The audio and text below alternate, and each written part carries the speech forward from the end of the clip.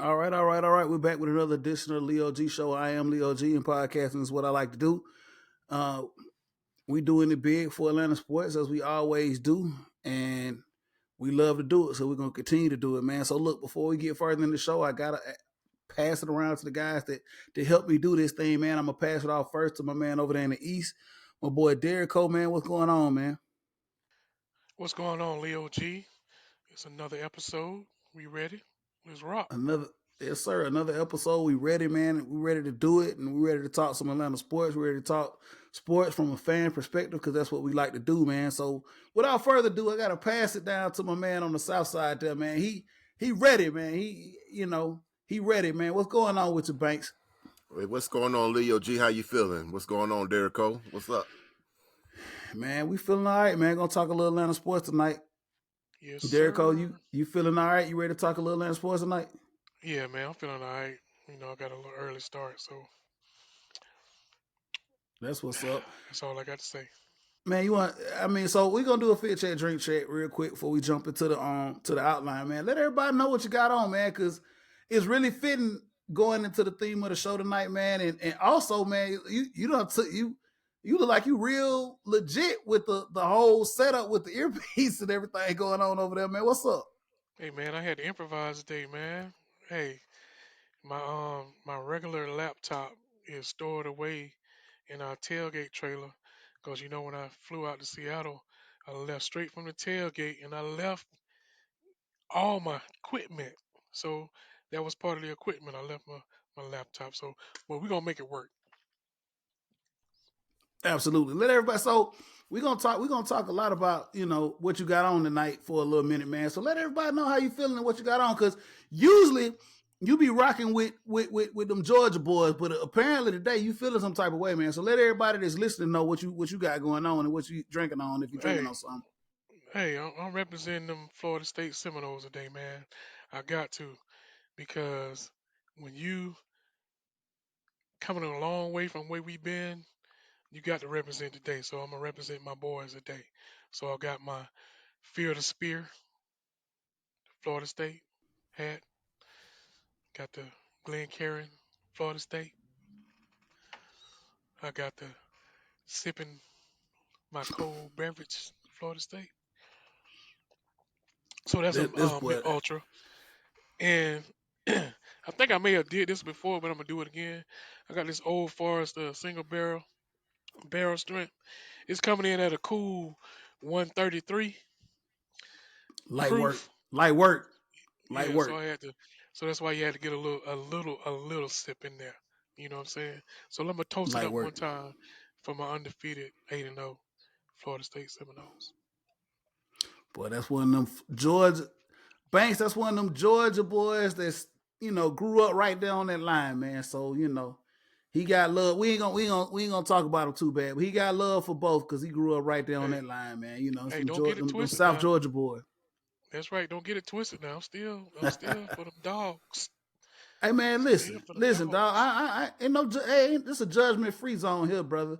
I mean, like I said, when you come from a stone's throw away from that line, man, things happen. So I feel you, man. You still rock with them nose, man. So I ain't gonna give you no hard time. Banks, kick it over to you, man. Let everybody know what you rocking and let everybody know what you're sipping on tonight. Well, since we doing undefeateds and 8-0s, I guess I better show out for these back-to-back champs with the back-to-back champs jersey with my dog chain. Y'all see it. Y'all see it. So yeah, I got to do it for the feeling kind of doggish today. So woof woof. And today I had to go with all reliable. You already know, fellas. I got to do my do say. So that's my go to right there. So I'm sipping good. Oh, you feeling sporty That's what's tonight? up. Feeling good, yes sir. That's what we talk. That's what I'm talking about. You know what I'm saying with the do say and with them dogs. You got to bounce right back at them, Banks, with the undefeated nose, and then we get them undefeated dogs. Apparently, I ain't get the memo that we were doing college football apparel, so I got on. I'm still rocking. I'm rocking the A, obviously, man. I got my Dunn hat on, man, with all of the Falcons logos there. Y'all see it, man. And I threw on my Falcons polo, man. This is a special Falcons polo that I got on tonight. And the reason it's a special Falcons polo for me is this was my father's Falcons polo. This was the last polo that my dad bought. As a Falcons fan, my father passed away back in 2019, and this was his. And I keep it, and I threw it on, man, as we were about to do this show, man. So, my dad was a big Falcons fan, man. Obviously, we talked about it before, man. He was a fan with the inception of the team back in 1966, all the way up until his passing, man. He loved the team, and he passed that on down to me. I've obviously passed that on down to my son as well. So, we rock for the Dirty Birds. We love this city. We rock for the home team, man, and that's what we do.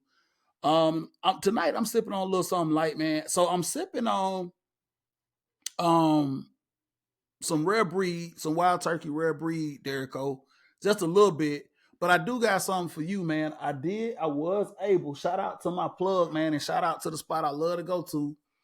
We got another single barrel pick. You know what I'm saying? They always coming through, man. The Tap House always doing something. They got a single barrel pick. This is Puncher's Chance. This is a Kentucky straight bourbon whiskey, hand selected by the Tap House. Maybe one of these days he's gonna get me to go up there and help him and select one of these single barrels. It's coming in at a good 59.1%, so probably a little right at about 120 proof. Not that high octane that you got going on over there, Derico, but we had about 120. We hadn't cracked it. But we'll get a chance to, you know what I'm saying? So shout out to Tap House, man, and what they do over there, man. And we love to see it. We love to see another single barrel that I'm gonna get Hey, bring to it to the taste here in tailgate. just a We'll minute. crack it. I'm sorry, I beg your pardon. I didn't hear you broke up. I say bring it to the tailgate. We'll crack it. Yeah, you breaking up. I don't know what you just said, but yeah, Derico, we'll get to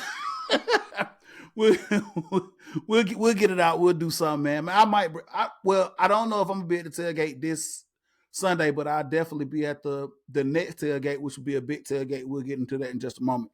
So look, fellas, man. Hey, look, little time has passed, man. We in that prime time of the year where we got a lot of sports going on. Unfortunately, one of our teams in this city let us down. We talked about that a little bit on the last podcast, the World Series. I just got word that this was the lowest viewership of a World Series ever. I don't know if you guys want to talk about that in a minute. Diamondbacks versus Rangers. Rangers took it, I think, in 5, if I'm not mistaken. I didn't even watch not one game. I didn't watch not one game. Banks, were you surprised that this was the lowest viewership of any World Series that there's ever been, man? Absolutely not. It's Diamondbacks versus Rangers. Next topic. I don't know not one Diamondbacks or Rangers fan, man. Derek Cole, you feel the same way? I mean, it shouldn't be like that, but it is like that. You know, for some reason, people just want to watch blue blood play in championships. But yeah. I mean, yeah, man, it's weird when it comes to these championships, man. And I've heard a lot from different sports fans. I mean, fellas, we are locked into the city and we locked into our teams. We want to see our teams, obviously, in these championships, whether it's the World Series, NBA championship, Super Bowl, whatever. But a lot of people that don't necessarily have a quote unquote a horse in the race, they like to see, I guess these sexy matchups, these sexy teams. Obviously, one of the teams in the city is the Braves. We talk about Braves country and how extensive it is and how you have fans all over the country with the Braves. But like you said, Banks, it's the Rangers and the Diamondbacks. It's just not a sexy matchup, man.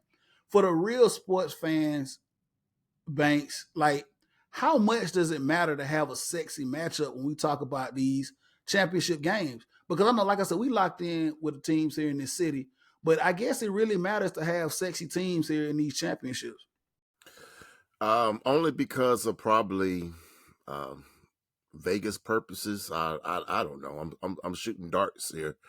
I don't know why that any sports for that matter, not just baseball, basketball, football, hockey. Everyone wants to see the Blue Bloods, like Derico said, be on the big stage. I have no idea why that's like that. You talk about football, for example. with the NFL, and the first thing everyone wants to talk about is Kansas City. Hypothetically, if they get knocked out, and let's say somebody like the Ravens get up in there, or you know, The Dolphins. the Dolphins, and it's like, okay, nobody wants to really want to see that because Patrick Mahomes not there, or on the NFC, Eagles not there, or I'm not saying that team name. The team that resides down in Texas. I'm not saying their name because they've given them all the benefit and all the satisfaction to say they're a blue blood team, but they're not. But it's all about tradition. Tradition in the long run. If you think about tradition, back when we were coming up, it was always the same teams over and over again, and that's what I think a lot of people want to keep seeing. Yeah.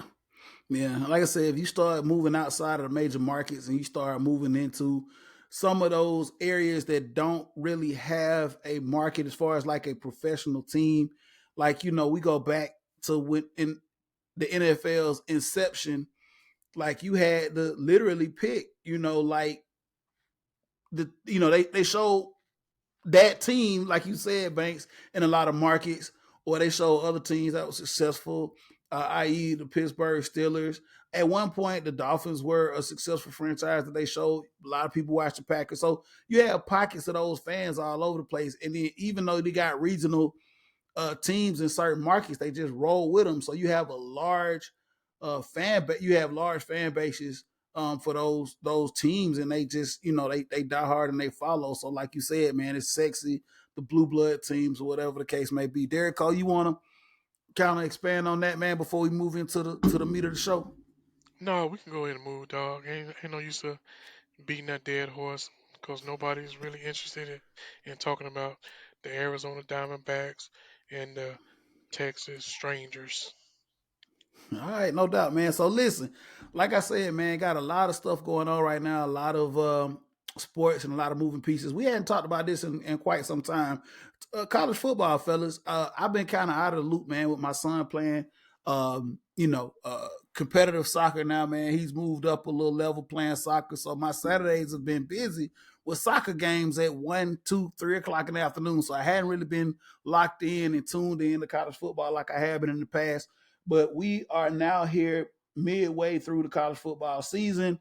We just had the first college football playoff rankings come out. Those are the ones that matter. This is the separate entity from the NCAA that represents the bowl games that actually now decides who is the national champion when it comes to college football. So I want to say Tuesday night they came out with the first rankings.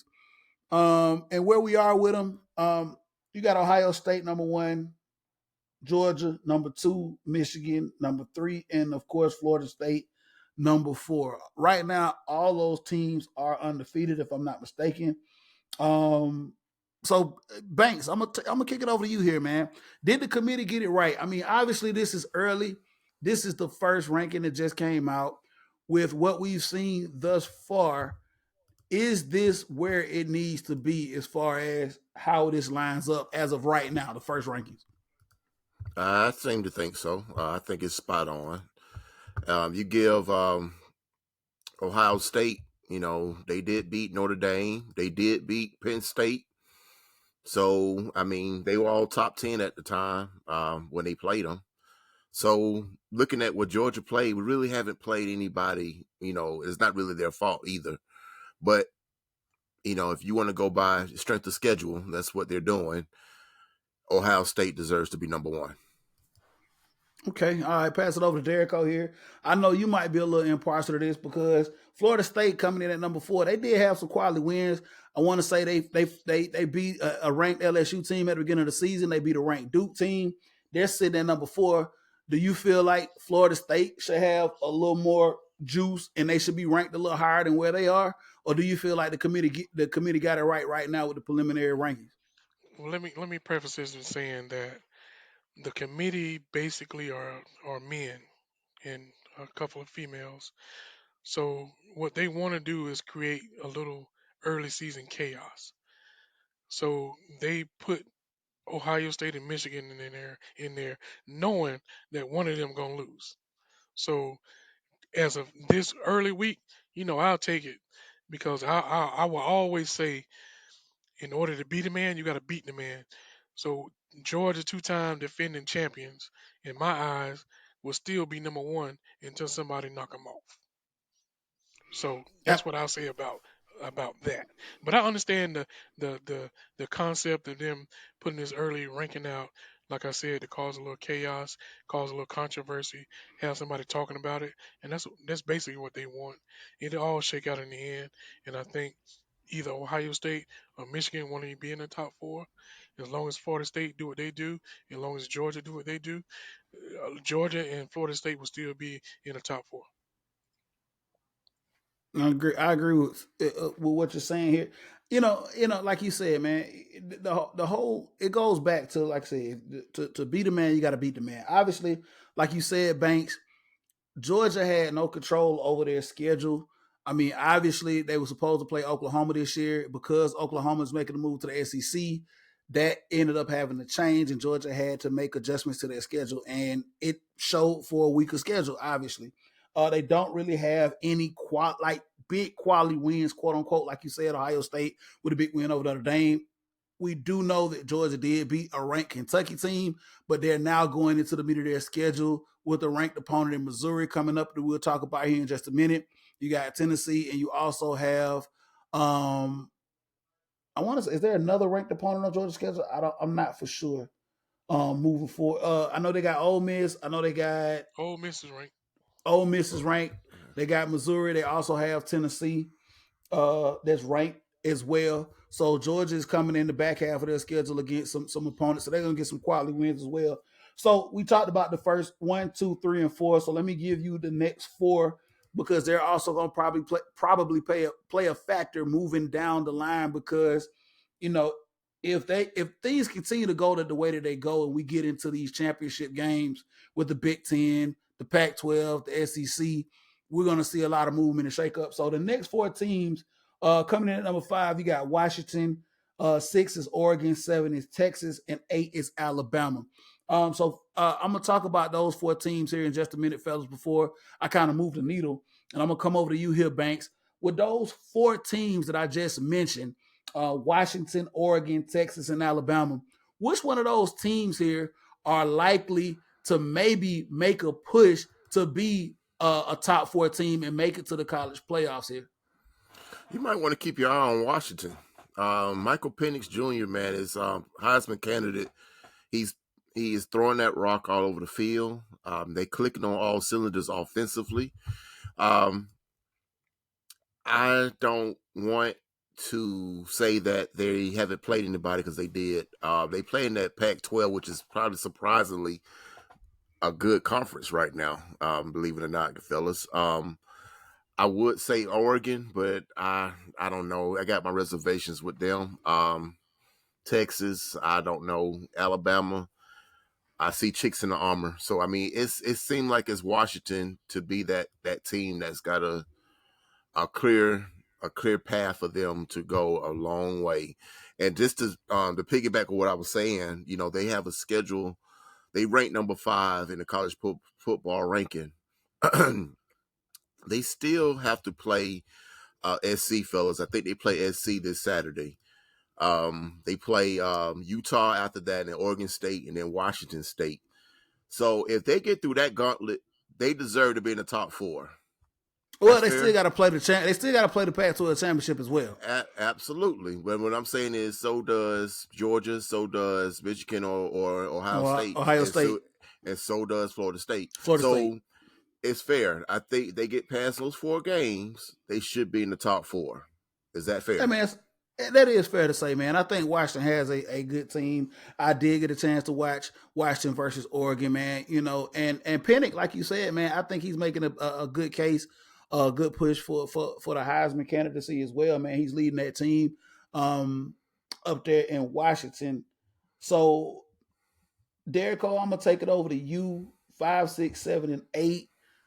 Where do you see one of those teams being able to make a push to put themselves in the top 4, man, actually going into the college football playoff? I mean, y'all just named that gauntlet that Washington has to go through, and it's gonna be tough. It really is. I think they are going to end up losing one of those games, and then that'll catapult probably Oregon up there. Texas schedule. I mean, I mean, they probably got the easier road out of them bottom four that you're talking about. They got coming up. They got K State, TCU, Iowa State, and Texas Tech. So if you're looking at the schedule that's remaining, Texas has the better push at winning that fourth and final spot. And I'm not going to sleep on Alabama because Yeah, Alabama right now is rolling. yeah. I hate to say it, but Alabama's rolling right now. The only trip up they're going to have is in the SEC championship game, and that's against them Georgia Bulldogs. So Well, Alabama's the one that's sitting nice as far as if you're talking about out of those four teams that you just named, Alabama probably got the nice schedule that'll get them to where they want to be. And I know that dude Saban is probably licking his chops knowing that he probably got the best schedule remaining against these teams. I don't trust LSU. He gonna play Kentucky. And then they got I don't know why they got Chattanooga in there somewhere. They got Chattanooga in there like before well, the Iron Bowl. so listen, yeah, I will agree with you. You know, Bama is sitting in a good spot, but I mean, you know, they play. If I'm not mistaken, they play LSU this week. They play LSU Saturday. I don't know if it's at Brian. Is it at Brian Denny? Somebody could correct me if I'm right. It's at Brian Denny up in Tuscaloosa. It's not down there. Right. If this was down It's at a Death home game. Valley, Yeah. if this game was at Death Valley, man, I would say that this could be very well a toss up. Since they Right. are in Tuscaloosa, I mean LSU is gonna come out to play. They will come out to play. How much do you trust LSU? Like you said, Derek Cole, I don't know. But this is a SEC West game. This is gonna be a game where I think that it's not gonna be a walkover win for Alabama. They're gonna have to fight tooth and nail, in my opinion. But like you said, LSU cannot be trusted. You know what I'm Right. saying? Can they really give you a quality win? Of course, obviously your boys saw them earlier on, but LSU has been inconsistent here over the last couple of years under Kelly down there. And like I said, if this was down at LSU at night in Death Valley, let me tell you something, man. It's a totally different dynamic if it's in Baton Rouge. But since it's in Tuscaloosa, the advantage kind of goes to Alabama. And then, like you said, the rest of that out, you know, you kind of work your way all the way to Atlanta, where you'll probably more than likely face the dogs, and that's where your biggest challenge will come. Like you said, Banks, Alabama with a lot of chinks in the armor this year, we're not used to seeing with Nick Saban teams. They have some deficiencies, they have some weaknesses that have been exploited early, obviously, and that's where they are in the position that they are in, taking that L from Texas early on. But we'll see. But they are in prime. They're in prime in the prime position to kind of dictate their own fate, especially being in the SEC. We all know that the SEC gets favor. They're favored, and they get favorable, you know, calls when it comes to college football. That's just been traditionally the SEC has gotten favorable calls going into the college football playoffs. So look, fellas, like we just kind of touched on it a little bit. I want to get you guys' take on what are the most impactful games that are going to actually uh, you know, put us where we need to be. I'm gonna start first. I'm going to say that, you know, I know there are a couple of other big games that are going to kind of determine where we sit. Of course, the championships are, but going in before the championships, there are a couple of games that are going to be very impactful.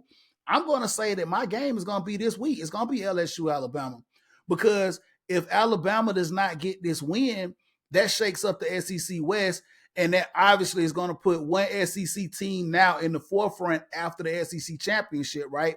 So I'm going to see the biggest game to me is actually going to be what can Alabama do to put themselves, like you said, Derek Cole, in prime position to move into Atlanta and to win the SEC West. So that's my most favorable game. I'm going to be watching LSU Alabama to see if Alabama can get past this hurdle and then move into the SEC West championship and then meet hopefully Georgia and Atlanta. Banks, I'm going to bring it over to you. What game are you looking to see that are kind of, you know, chop this up or shake this thing up as we move forward, getting closer and closer to the championship games? Well, I'm just going to say the obvious game, and that's Ohio State and Michigan. I mean, that game determines, after the whole shakeup of all shakeups, one of them's not going to be there. The way that Washington is playing, the way that Florida State's playing, the way Georgia is playing, one of them's going to have one loss, and you can't, you get them, kind of, discussions about one loss teams that's going to make it in.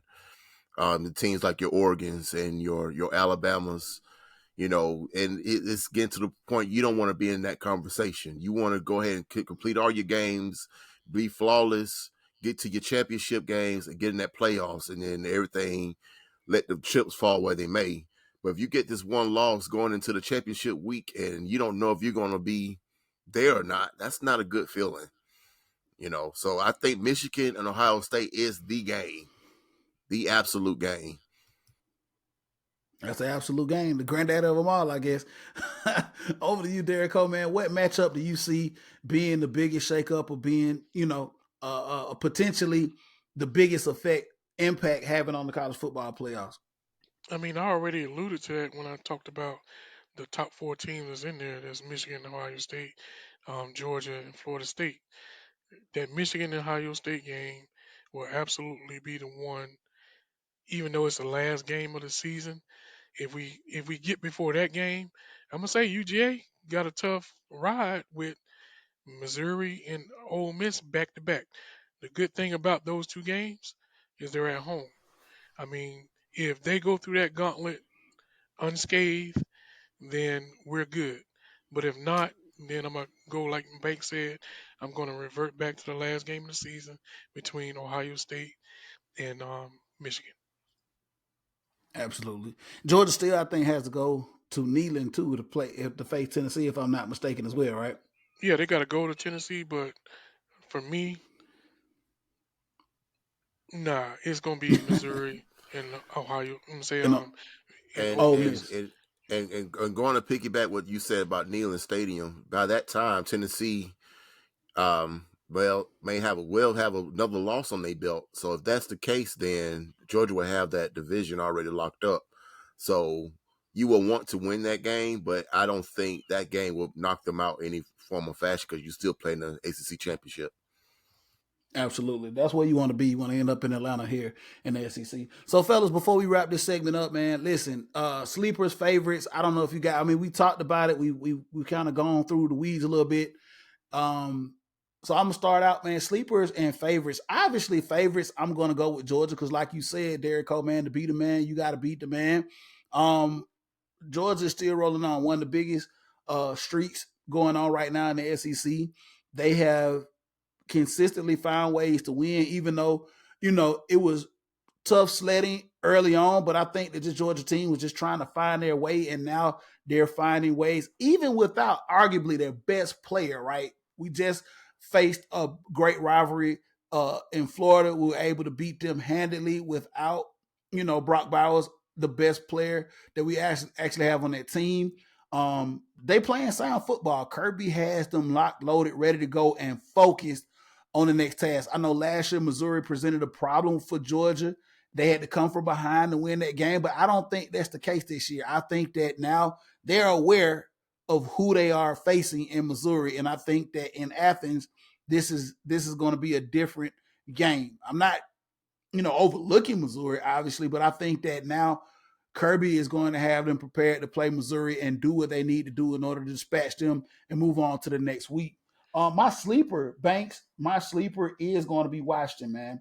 Can Washington hold a line, get to the Pac 12, and put themselves in position to be there in the college football playoffs? I mean, they beat, obviously, Oregon and Bo Nix, the 15-year senior at Oregon.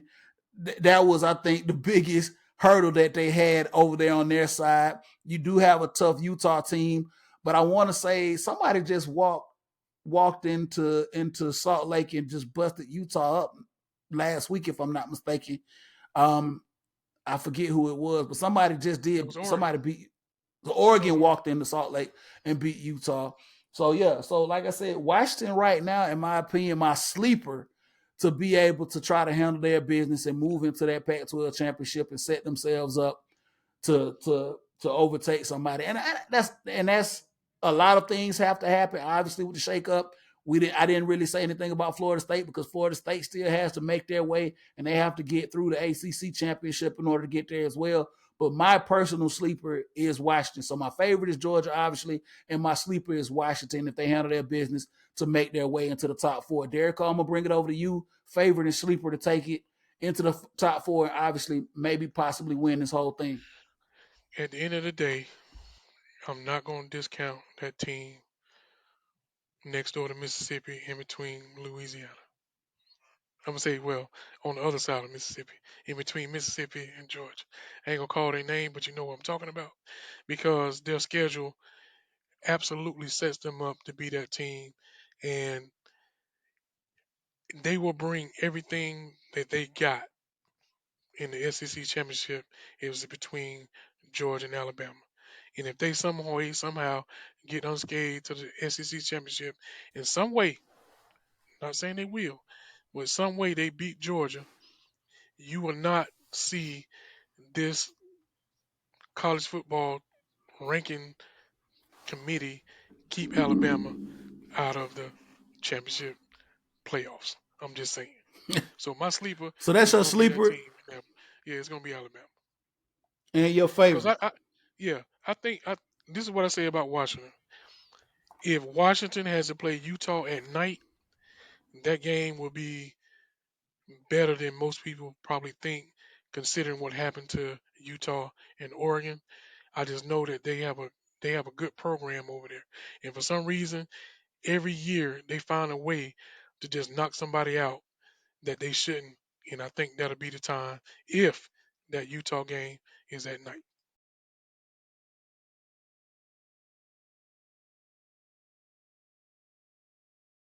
I'm sorry. And your favorite, obviously, as we move forward. As far as winning, or Your favorite as far as like taking this whole thing. hey man, I'm not again until someone beats UGA, them dogs. That's gonna be my favorite. I'm just sorry. I'm just old school like that. I I'm a Ric understand. Flair kind of guy. To I beat a understand. man, you got to beat the man. Woo! Banks, I'm gonna take it over to you, man. Your favorite, obviously, and your sleeper team to get into the top four, man. Give it to us before we move into the next segment. Well, my favorite is I'm wearing them. That's my favorite. Um, my sleeper is same thing. Leo's Washington. I think it all comes down to quarterback play. And if you're talking about quarterback play, you're looking at Michael Penix Jr. Man, I mean I keep calling his name. I keep watching him play, and the more and more I watch him, the more impressed I get. Um, it's just he's basically setting records for that school. He's tossing beautiful passes, man. I mean, he's got good pocket awareness. Um, I don't know if they can get through that gauntlet they have, but if they do, you better watch out for certain. Absolutely, man. Georgia watches. So, man, hey, listen, still got a lot of college football left, man. It's gonna come down to some very, very crucial games, man. So we'll see how this all folds out, and we'll hopefully be able to get on here on another podcast and talk about it some more as we move forward into the championship game. So, listen, fellas, moving into the next segment here, man, we're gonna talk a little NFL football. We're going to talk a little bit about the Atlanta Falcons and what's going on with them and what's been transpiring here over the last 24, 48 hours. I don't know what you want to call it. But man, it's been crazy ever since this past Sunday. So if you didn't know, if you weren't aware, let's just go ahead and get into it, man. Falcons are now at 500, 4-4 after 8 games. Quick question, fellas. Are we where we thought we would be right now after 8 games? Derek, I'm gonna bring it over to you here, man. Took an L against the Titans up there in Nashville. Are we where we thought we would be at this point going into the season at 8-8 at 500 right now? Just looking at the teams that we played, I'm gonna say no, absolutely not, absolutely not. There's no way on God's green earth that we should have lost to the Commandos and tighten up. We just shouldn't have, considering how those two teams are reeling. Commandos, that's what I'm gonna call them, Commandos. They're or you can call them the foreskins. The whole organization is dysfunctional right now. They just shouldn't have lost that game. The Titan ups had a rookie quarterback come in. I'm not gonna get into the specifics of it, but there's no way on God's green earth that we should allow that to happen, and we did. So 6-2 is what we should be. I think I agree. I didn't have us where we are right now at the mark. I know a lot of things have happened, and we'll dig into it a little bit deeper here. But I want to give it over to Banks. Banks, are we where you thought we'd be right now, 8 games into the season? Absolutely not. We are 4-4. Just like last year, we were 4-4 this time. Just like the year before that, we were 4-4 this time. Listen, I'm. There's no reason, like Derico said, that we should have lost to Washington at home. At home, and you went to Tennessee and played a first-year quarterback. He never played NFL in his career, and he looked very comfortable back there, and he looked very, very, very just his pocket presence was just spot on, and we just made him just do what he wanted to do. It's no words can describe. Tennessee wasn't doing anything special defensively. We just wasn't doing our thing. We wasn't moving the ball. It's easy to go against an offense led team by the Atlanta Falcons. Easy. You just go ahead and stop what they doing, like we do what we do best, which is run the ball, and eventually we're gonna score on them.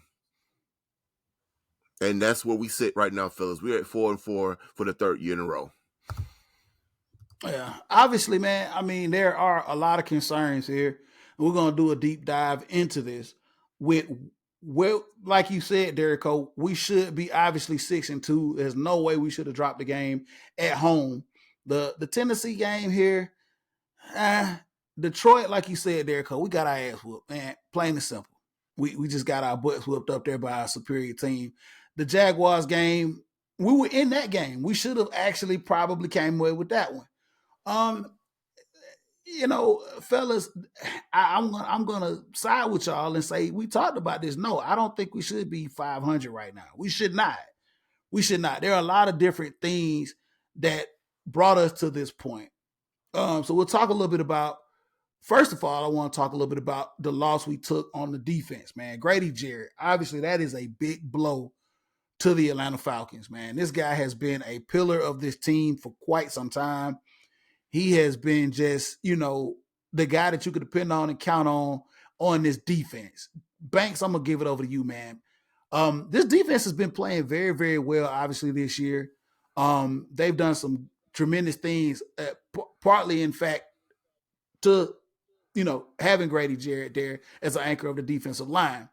Where do obviously, man, we hope Grady will be back. Well, he will be back, obviously, next year. But how impactful is this to this defense? And with him being out, can we still continue to sustain the level that we've been playing on? That's the question that I have no answer to, Leo. Grady Jarrett was very important to this defensive line. A defensive line that's very lack, for lack of better words. They can't get home, and he's your best player on that line. Yeah, it's gonna hurt. It's gonna be noticeable. Um, can they sustain? I don't know. I really don't know. I can't say that with confidence that this defense is going to keep trucking along because they got their lunches handed to them this past game without Grady Jarrett. So I don't know. I really don't know. Derek Cole, I'm gonna take it over to you, man. Losing Grady Jarrett, how impactful is this gonna be for this defense, man? And will we be able to sustain the level that we have? Because this defense has been playing good, man. This has been the best defense that we've had in quite some time. With him going down, man, are we gonna be able to sustain the level that we've been playing here over these last 8 games? Well, Nielsen gonna have to earn his keep this rest of this season. If you that guy, you're gonna have to mix up your defense, your coverages, and you're gonna have to send people more.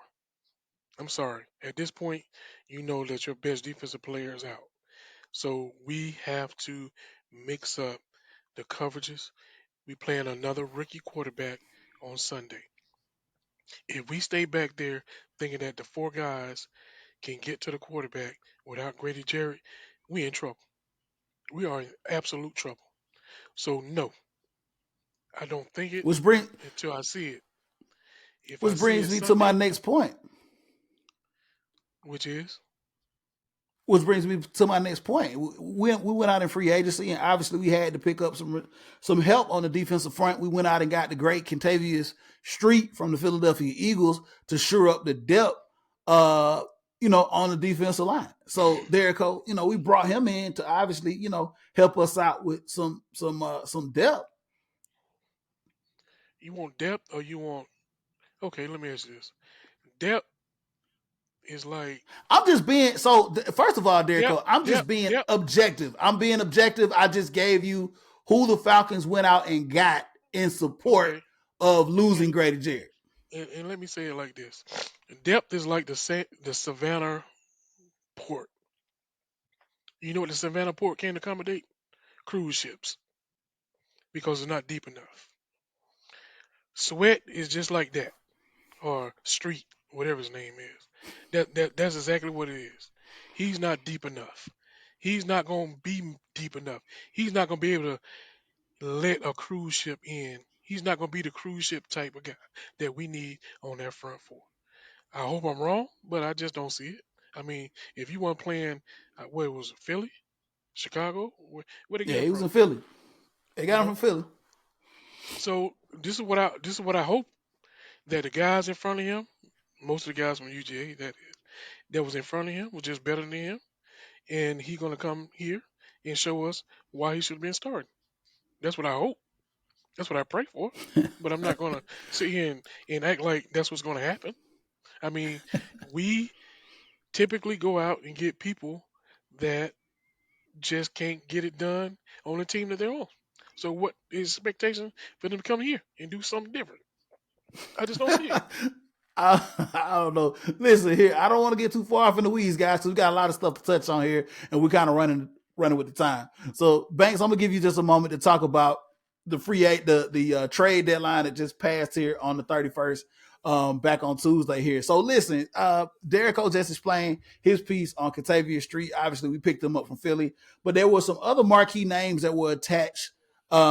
Specifically, one marquee name that was attached that the Falcons were trying to go after and bring here to Atlanta by the name of Montavious Sweat. Obviously, a local guy who was playing with the Washington Commandos, and we were in quote unquote supposedly in the running to try to get him here in Atlanta. Obviously, it didn't pan out. He ended up going to Chicago. Chicago let go of a second round pick. Word on the street was the Falcons were trying to give a third round pick up to get him to bring him here.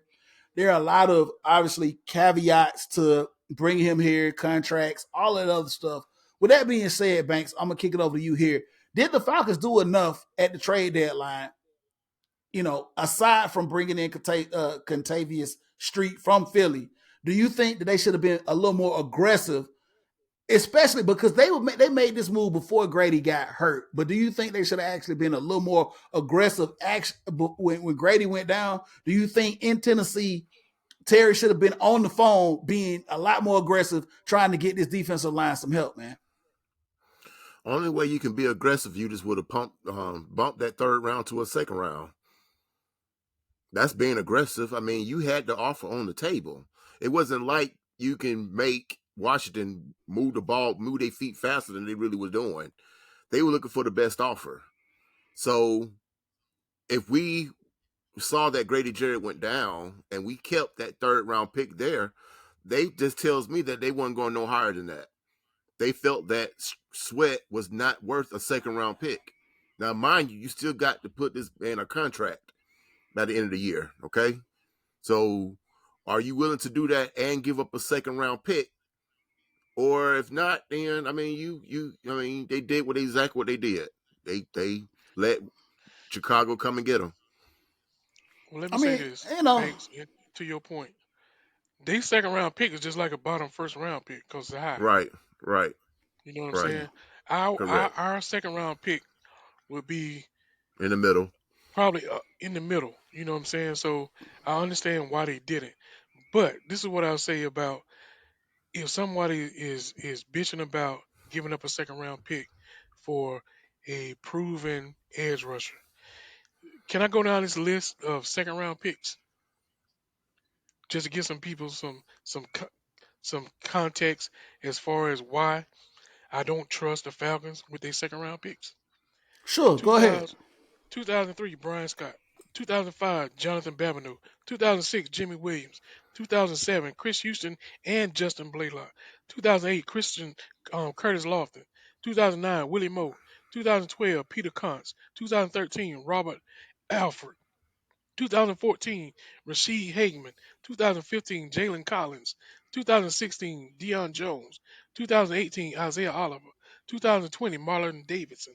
2021, Richard Grant. 2022, BK and Troy Anderson. 2023, Matthew Bergeron. Yeah. Now you tell I me mean, yeah. out of that list of players I just gave you, how many people that you recognize that are still in the league or impactful in the league or was impactful for the Atlanta Falcons. So giving up a second round pick, I would have absolutely taken that quickly for Montez Sweat.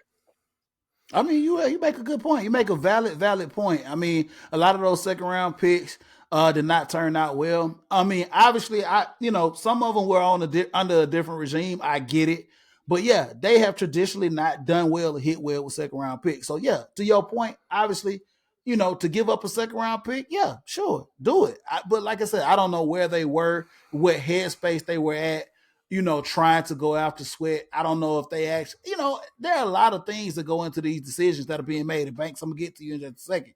Um, with Grady getting hurt, maybe insurance wise, with Grady being healthy, it was like, okay, let's see where this goes with a third round pick. If Grady obviously you don't want to see your players get hurt. Had Grady, gotten hurt or somebody else gotten hurt earlier, maybe the Falcons would have been a little more aggressive. I don't know. Like you said, Banks, yourself, they stood firm on their third round pick. And guess what? Chicago, they called their bluff and said, you know what, we'll give a second round pick. And Chicago is nowhere near in contention, but maybe they see the value in Montez Sweat. Banks, go ahead with your point before we move on to the next question. Case in point, you guys said it yourself. What if we did give a second round pick? Do you really think that Washington was just going to sit there and say, okay, well, Atlanta, you ponied up. We'll take your second before we take Chicago's second. They're going to still take Chicago's second. We will have to throw a player in there or another pick with that. And do you really think all that would be worth Sweat? I mean, a second and another pick? I mean, you basically giving a quarter of your draft away for a guy that you got to pay money to off the rip. Like off the bang, you got to pay this man. So, I mean, I don't see the big loss. I see why people are upset. But if you gave a second, you going to still lose him because they taking Chicago second before ours. Please believe that. I'm like, I I'm like, get it. let's Hey, need. I'm like, let's need F them picks. I get it. Hey, I get it, man. F them picks. And they got the trophy to prove it. Hey, listen, fellas, we got to kind of move here because we're on the time frame here. So listen, the division is still wide open. Obviously, man, this is a weak ass division. Yes, I said it. It's a very weak division at this moment. Quickly, Derico. Are the Falcons still in contention to win this division? I'm going to say this first. I'm going to preface this by this. There are two teams in this division that I feel as though pose no threat to the Falcons when it comes to winning this division. And there's one team, in my opinion, that pose a threat when it comes to winning this division. And in the last decade, the Falcons have not been able to prove that when it counts, that they can beat that said team. Now, with that being said, in my opinion, the proof is in the pudding.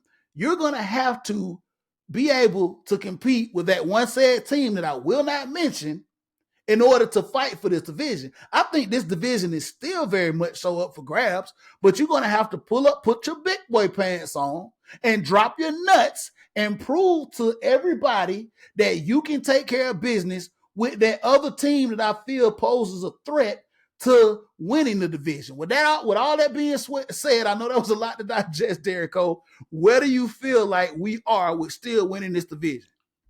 I'm still caught up on you saying nuts. But if you want a short answer, yes, that's a short answer.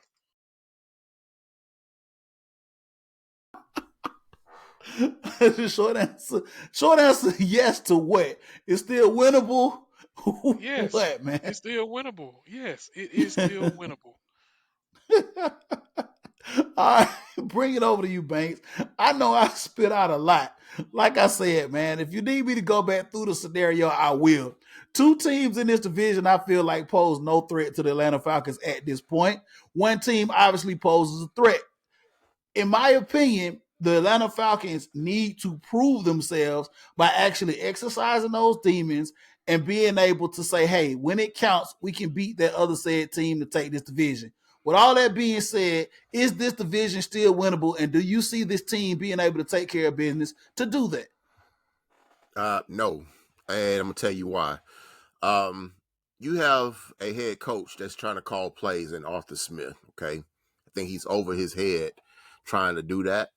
I'm not going to break down his play calling over this whole season. It's been atrocious. You've seen it. I've seen it. This past game where he had the tight end throwing to another tight end, I'm not going to go through all that, but it was a wrong play call in that situation. I just don't believe in Arthur Smith anymore. I don't believe we win this division. I think we're going to miss out on it yet again, and I think this is going to be his last year. Ooh. Wow. Hey, that was a lot. So look, gonna move a little quickly here since we're up against the mark. I wanted to do a deeper dive into the next subject here, but obviously I'm gonna kind of give. We're gonna go with the short. We're gonna go with the short answer here. So Derek, I'm gonna come over to you first. Obviously, yes, there's a lot tied to this team with the quarterback position. Not like I said, I'm not gonna go too far off into the weeds to talk about it. To let everybody know, if you've been living up under the rock, Desmond Ridder will not be starting against the Minnesota Vikings. We have moved to Taylor Heineke. Desmond Ridder's play has been the best word that I can describe. Desmond Ridder's play this year has been very inconsistent. And as much so as somebody that has not seen as much playing time as he has. He's basically still feeling his way through a rookie season. He came in 4 games at the tail end of his first year. He's still feeling his way in this offense and learning everything there is to know about this league. With that being said, Taylor Heineke coming in against the Vikings. Will he give us the best chance to win this Sunday? Obviously, we know that the Vikings like to attack and blitz. We know that this is every game in the NFL is a must win. But if we want to still win this division, we got to do it. With all that being said, I know there's a lot around why Taylor Heineke is starting, but I just want you to let me know, does Taylor Heineke at this point give us the best chance to win right now, Sunday against the Vikings? If he can hold on to the ball, yes. That was the biggest knock on our former QB1. You can't lead Okay, the league in turnovers and expect to win. hold on to that. Hold on to that, Derek Cole. I'm gonna come back before we close this thing out. Banks, I'm gonna give it over to you. Short answer: does Taylor Heineke give us the best chance to win this ball game against the Minnesota Vikings this Sunday? No. Short answer, no. No. I mean, Okay, that's look, the I'm gonna short give answer. you. I give you a few seconds to explain why Taylor Heineke does not give us a chance to win this game against the Vikings. Okay, I will tell you. Arthur Smith still calling the plays. You still have a coach who doesn't know his ego is too big for the team, and is bringing us down. I can't say for a whole 100% that it was all Desmond Ridder. It was a lot on Desmond Ridder that he, lost games and lost the ball and turned it over. But a lot of it was play calling. Heineke is his first game playing with the number ones that he probably practiced without the number one receiver, mind you. A really, really questionable offensive line that keeps saying that it's better. I don't see it. So no, he doesn't give us the best chance to win. It's gonna probably be about the same. Okay, about the same. That's where you are with it. Listen, before I got a couple of things before we close this thing out. I just give you my two takes on it. Derek Cole, I'm in agreement with you. Taylor Heineke gives us the best chance to win. I don't give a damn who's calling plays. Taylor Heineke has proven himself in this league as a quarterback that can get it done. I mean, Banks, obviously, I understand your sentiments when it comes to Arthur Smith and your no vote of confidence with him in calling plays, and has this job basically gone over his head. I don't know. That's yet to be determined. There are people in place that'll make that decision when the time is right. But Derek Cole, to agree with what you said, Taylor Heineke, in my opinion, has proven himself as being the best person to get us this win, because we need this win. It's a game by game situation. Banks, obviously, there are some other things underlying that you want to talk about, and we have to get to that on a later date on another podcast. But listen, fellas, we've come up to the mark. We've come up to the end of this show. But this is something that I want to do new to the Leo G show, since we haven't done this before. I actually went out to a couple of our listeners and viewers. Shout out to everybody that listens and views this show. We love all the feedback. We love all our fans that are very, very loyal to this show. So I went out and I said, hey, on social media, I said, hey guys, anybody have any questions for us to answer when it comes to Atlanta sports, and our opinion, our hot takes on it or whatever. So we got a couple of questions. We'll get some short answers. One of the questions we'll probably have to come back at a later date and do a deeper dive into, but we'll just give the short answers as we close this thing out. The first question comes from our boy Big Stokes. Shout out to our boy Big Stokes, man, who's a loyal listener to the show. He says, was that the last start Desmond Ridder had in Tennessee? Will Desmond Ridder get another start here this season? Derek Cole, over to you first. As long as Arthur Smith is the coach, no. Short answer. That sounds like a plan. Banks, I'm gonna give it over to you. Was that the last time we see Desmond Ridder start here this season, or will he make another start? As long as Arthur Smith is the coach, yes. I think we're all in agreement, fellas. Desmond Ridder will start another game here this season before it's all said and done, unless Taylor Heineke comes out and just looks like Kurt Warner and we win by 40 this Sunday against the Vikings. You never know, but I do think Desmond Ridder will start another game, Big Stokes. I do think we'll probably see him start another one before it's all said and done. But you just never know. There's a lot of things that are going on in this league. And, we got to get this game Sunday against the Vikings is going to tell the tale. We shall see. I'm hoping for a win because I'm a Falcons fan. I'm riding with Atlanta. I'm riding with Atlanta. So let's see what Taylor Heineke can do. Let's see if we can get this win. Let the chips fall where they may, and then we'll talk about what's going to happen in the next game going into Arizona. So let's get this one out the way first and see what happens, and then we can talk about all the other stuff later. So listen, Run the ball, next Artie. run the ball. So listen, this is the last question, and this is gonna be a two-parter. We're gonna have to come back to this, fellas, obviously. But I just want a short answer, and then we're gonna put like this: we'll give what they call a quote-unquote cliffhanger, and we'll leave this for the next episode. So this comes from my man Ted. Shout out to my man Ted, who's a loyal listener of the show. This is a big question, man. It's a good question, obviously, too. With the NBA season that has just started, we haven't really talked a little bit about NBA this year yet, but NBA has just started.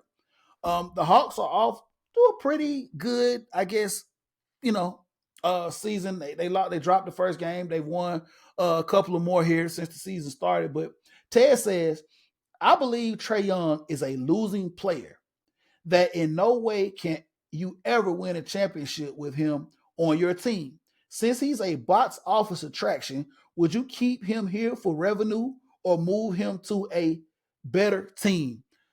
Derek Cole, short answer. And like I said, we'll leave a cliffhanger and we'll probably revisit this on the next podcast. What do you feel about that question with Ted and Trae Young? Hey, Ted, first of all, thank you for listening. But tell me that you're a Luca fan without telling me you're a Luca fan. Banks. Obviously, you have a short answer, and we'll obviously come back and we'll talk a little bit of NBA and Atlanta Hawks here on the next podcast. How do you feel about what Ted said about Trae Young? And same thing, Ted. Thank you for listening. Question for you, Ted. You said that he's a loser player, but you want him to go to a better player and do well. I mean, why he just can't do that here? Why you just can't build a team? I understand we've been doing it for the longest, but you want to get rid of our best player to make somebody else better and do what with us here? Just what? I Be just answered that. lottery bound? I just answered that. Thanks. Oh, okay. Well, I mean, listen, I'm in total. I'm very very confused, Banks, with that question because, like you said, he's a losing player, but you want him to go to a better team. I don't. That's kind of a. I don't understand that. So I maybe mean, I Ted can. thought I thought losing players. I thought losing players don't play for nobody else anymore. I mean, for him to go somewhere else and make somebody else better, I mean, that doesn't make sense for us. I mean, It doesn't. It doesn't. And maybe we can get Ted to come back, man, and explain to us exactly what he means by that. I know Ted. I've known Ted for a long time. There's always a backstory or a back meaning behind that. So I'm gonna get Ted to dig a little deeper into how that is Yeah. matriculating around in his head. So, Thank but you for that's that TED that's talk. Ted, thank you for that TED talk. Stokes, shout out to you, man. Thank you for asking the question about Desmond Ritter. And anybody else, man, y'all want to reach out to us on social media and we'll definitely, you know what I'm saying, get into the questions, man, and do a deeper dive. Listen, fellas, man, it has been a pleasure talking to you guys about Atlanta sports. It always is. It always is, man. We get it out, put it all out here.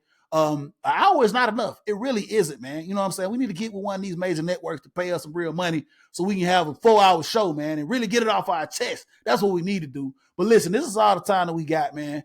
I appreciate you all, as always, coming on here and doing it big on the Leo G Show. Derek Cole, let everybody know where they can find you at, brother. Man, just find me somewhere. Ted done disturbed my whole night. You can catch me at Northside Drive, and I don't even know what it is right now. Just catch me in front of Northside Drive Sunday in front of Atlanta, Tucky. Hey, man, shout out to Falcons. Shout out to Shout out to our entire great group, man. 5 quarters up there, man. The Northside Drive, man. Right across from Atlanta, Kentucky, man. They're gonna be doing it real big up there, man. I might or